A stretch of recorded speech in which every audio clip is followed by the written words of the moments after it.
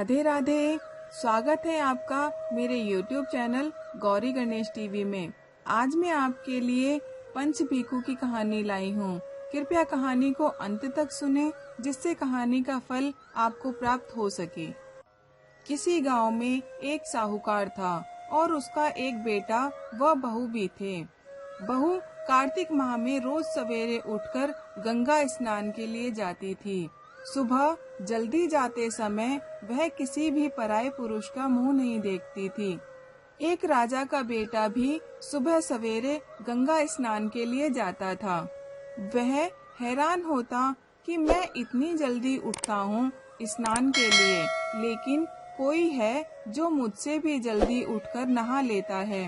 कार्तिक माह के 5 दिन बचे थे। एक दिन साहूकार की बहू तो स्नान करके वापस जा रही थी और उस समय राजा का बेटा स्नान के लिए आ रहा था। आवाज सुनकर वह जल्दी जल्दी जाने लगी, लेकिन जल्दीबाजी में उसकी माला मोजड़ी छूट गई। राजा के बेटे ने उसकी माला मोजड़ी उठा ली और सोचने लगा कि जिस स्त्री की यह माला मोजड़ी इतनी सुंदर है, वह स्त्री कितनी सुंदर होगी। उसने पूरे गांव में मुनादी करवा दी कि जिसकी तह माला मोजड़ी है, वह 5 रात मेरे पास आएगी। साहूकार के बेटे की बहू ने कहलवा दिया कि मैं 5 रात आऊंगी, लेकिन किसी को साख भरने बैठा देना। राजा के बेटे ने एक तोते को पिंजरे में बंद कर गंगा किनारे पेड़ पर टांग दिया। बहू सुबह के समय आई, पहली पेड़ी पर पैर रखा और बोली, हे कार्तिक के ठाकुर राई दामोदर, 5 पांडु छठे नारायण, भिकम्ब राजा उस पापी को नींद आ जाए। राजा के बेटे को नींद आ गई। बहू नहा धोकर चलने लगी तो तोते से बोली, सुबह सुबह तेरे गल डालूंगी हीरा, मेरी साख भरियो वीरा। सुबह बोला कि कोई वीर भी साख भरता है क्या? वह फिर बोली, सुबह सुबह सुबह सवेरे पग डालूंगी नेवर, भाग भरियो मेरे देवर। सुबह ने कहा, ठीक है भाभी, मैं तेरी साख रखूंगा। वह तो कहकर चली गई। राजा का बेटा हड़बड़ाकर उठा और सुबह से पूछा, सुबह सुबह वह आई थी, कैसी थी?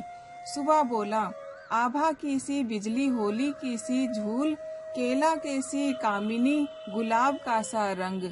अगले दिन राजा के बेटे ने सोचा कि आज मैं अपनी उंगली को चीर लगाऊंगा, इससे मुझे नींद नहीं आएगी। अगले दिन राजकुमार उंगली चीरकर लेट गया। वह आई, भगवान से उसी तरह प्रार्थना करने लगी और राजकुमार को फिर नींद आ गई। वह स्नान करके फिर वापस चली गई। सुबह राजकुमार ने तोते से फिर पूछा तो उसने सारी बातें दोहरा दी। अब राजकुमार बोला कि मैं आज रात में आँखों में मिर्ची डालकर बैठूंगा। रात में वह मिर्ची डालकर बैठ गया। बहू फिर आई और प्रार्थना की, जिससे उसे फिर नींद आ गई। राजकुमार ने तोते से बहू के आने की बात पूछी। उसने फिर बता दी। राजकुमार अब फिर सोचने लगा कि आज मैं बिना बिस्तरे के ही बैठूंगा, और रात को बिना बिस्तरे के बैठ गया। जब वह स्नान करने आई, उसने फिर से भगवान से प्रार्थना की और राजकुमार को फिर नींद आ गई। जब वह नहाकर जाने लगी तो आंख बंद कर चली गई। राजकुमार जब उठा तो वह जा चुकी थी। राजकुमार फिर सोच में पड़ गया और सोचने लगा कि आज मैं अंगीठी जलाकर बैठूंगा, जिससे नींद नहीं आएगी। फिर वह रात को अंगीठी रखकर बैठ गया।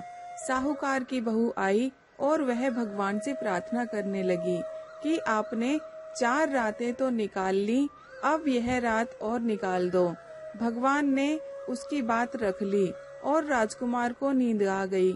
जब वह नहाकर जाने लगी तो तोते से बोली कि इस पापी को कह देना कि 5 रातें पूरी हो चुकी हैं, वह मेरे मोतियों की माला मेरे घर भिजवा दे। सुबह राजकुमार की आंख खुली तो उसने तोते से पूछा कि क्या वह आई थी? तो तोते ने कहा, हाँ वह आई थी और उसने अपनी माला मंगवाई है। यह सुन राजकुमार सोचने लगा कि वह तो सच्ची थी, तभी तो भगवान ने भी उसका सत रखा कुछ समय के बाद राजकुमार को कोढ़ हो गया। राजा ने ब्राह्मणों को बुलाकर पूछा कि मेरे बेटे का शरीर क्यों जल रहा है। ब्राह्मण ने विस्तार से सारी बात राजा को बताई कि इसने क्या किया था। ब्राह्मण ने कहा कि इसने पतिव्रता स्त्री पर बुरी नजर डाली, इसीलिए यह इस रोग से पीड़ित हुआ है।